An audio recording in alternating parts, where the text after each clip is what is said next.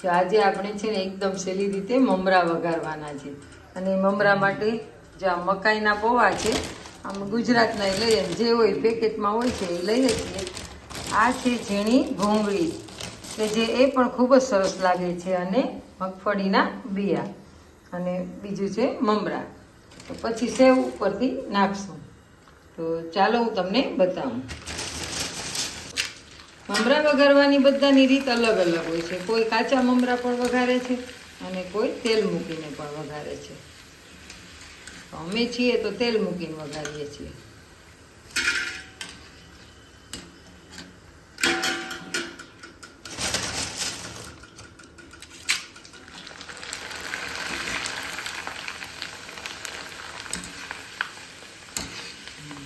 હવે આપણે આવી રીતના બધા મકાઈના પૌવા છે એ તળી લેશું.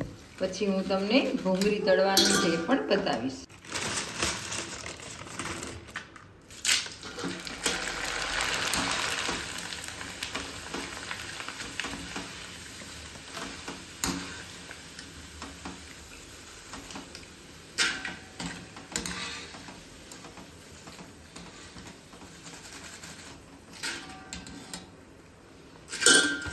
તપેલામાં મમરા વઘારવાના છે એટલે તપેલામાં નાખીએ કે જે તેલ છે એ બધું નીતરી જાય અંદર. પછી પ્લાસ્ટિકનું એક ટબ છે એમાં બધા મિક્સ કરી દેશું.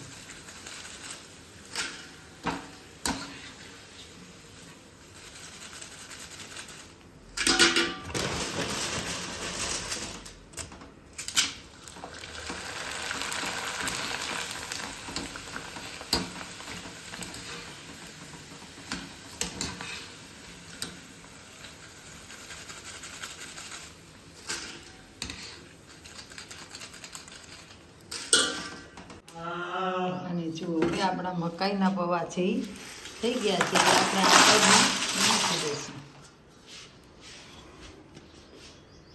હવે એમાં આપણે આ ભૂંગળી તળી દઈશું.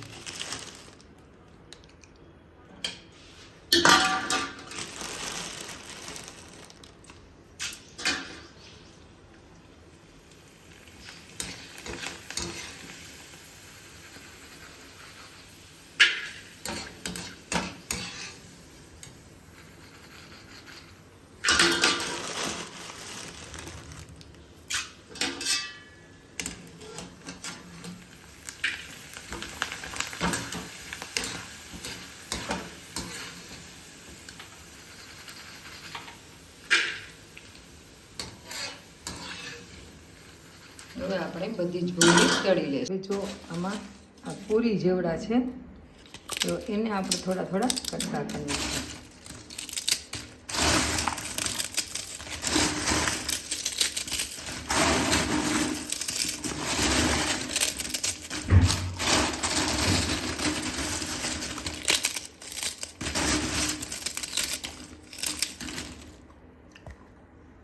જો હવે આપણે આ ભૂંગળી પણ તળાઈ ગઈ છે, તો એને પણ આપણે આમાં સાથે મિક્સ કરી દઈશું.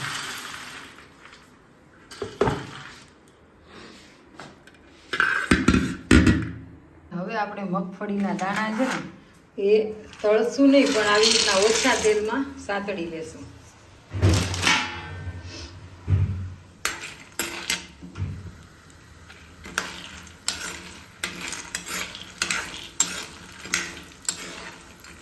બળે નહીં એવી રીતના સાતરી લેશું, કેમ કે તળીએ ને તો વધારે લાલ થઈ જાય થોડી વાર રાખીએ એટલે એને ખાલી ઓછા તેલમાં આપણે સાતરી લેવા.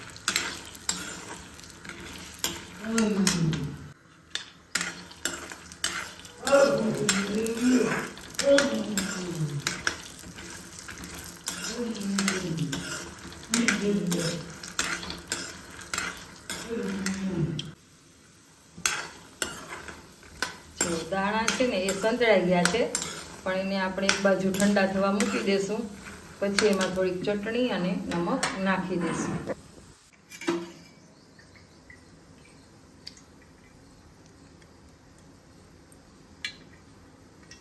હવે આપણે થોડું તેલ મૂકશું, અને આ 2 કોથળી એટલે કે 1.5 કોથળી છે 1.5 કોથળી મમરા વઘારશું. 3 વાર વઘારવાના થશે, થોડા થોડા વઘારશું એટલે. તો આપણે જરાક જીરું નાખશું અને ત્યારબાદ થોડી હળદર નાખી અને મમરા નાખશું. અને ફટાફટ હલાવી નાખવાના, નહીં તો હળદર અંદર નીચે પડી જાય.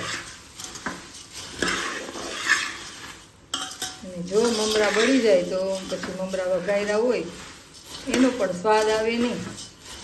મમરા ઓલ ટાઈમ બધાને ભાવતા નાસ્તો છે કે ગમે ત્યારે મન થાય ત્યારે તમે આ કચોરું ભરી અને ખાવા બેઠા, અથવા ભેળ બનાવીને પણ ખાઈ શકો છો.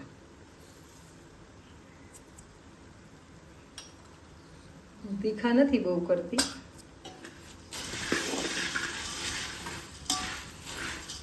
હવે આપણે સારી રીતે મિક્સ, હવે આપણે આને હલાવી અને એકદમ સારી રીતે મિક્સ કરી લઈએ, પછી હું તમને બતાવું. જો આપણા મમરા એકદમ મિક્સ થઈ ગયા છે અને હવે હું આવી રીતના 2 વાર હજી વઘારવાના છે તે વઘારી લઉં છું. હવે આ મમરાને આપણે આમાં એડ કરી દઈશું.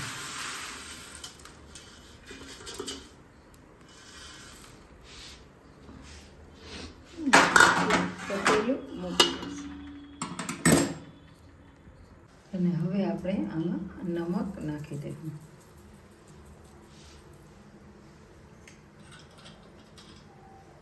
થોડી હળદર અને લાલ મરચું પાવડર.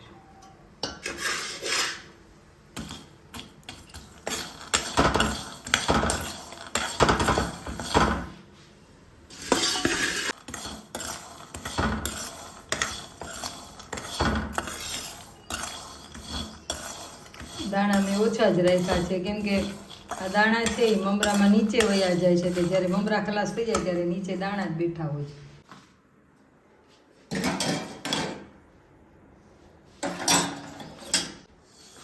હવે આપણે નાખી દઈએ દાણા. હવે આપણે આને ઉપર નીચે કરી લઈએ, જેથી કરી આને બધું જ સારી રીતે મિક્સ થઈ જાય.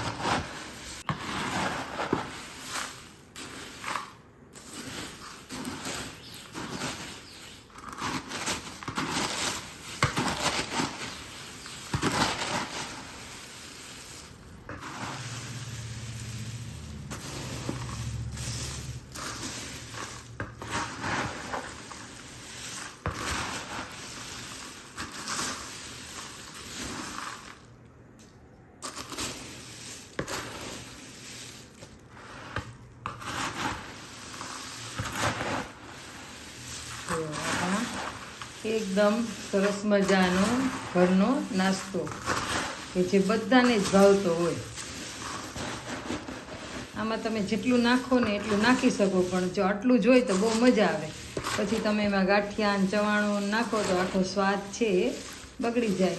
એના કરતાં તમે આ ખાલી મમરાની સાથે પૌવા અને ભૂંગળી નાખો એટલે ખૂબ જ સરસ લાગે છે. અને પછી સેવ નાખવી, પણ સેવ અમે છે ને જે ખાવા હોય તે ઉપરથી નાખીએ છીએ, કેમ કે સેવ હવાઈ જાય છે એટલે મમરાનો સ્વાદ છે એ બગડી જાય છે. આપણા વઘારેલા મમરા એકદમ સરસ મજાના તૈયાર થઈ ગયા છે. તમે કેવી રીતે વઘારો ને એ કોમેન્ટમાં જણાવજો. અને આમાં સેવ, મમરા અને સેવ જ કહેવાય, પણ સેવ છે એ એકદમ હવાઈ ગયેલી હોય એટલે સારી ન લાગે. તો તમે અલગ રાખીને જ્યારે ખાવા હોય ત્યારે ઉપરથી સેવ નાખી શકો.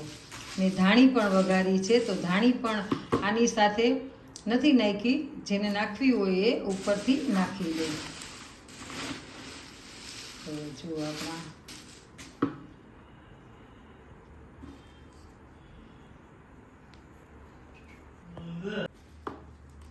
તમને આ વિડીયો કેવો લાગ્યો? વિડીયો પસંદ આવ્યો હોય તો વિડીયોને લાઈક અને શેર કરજો.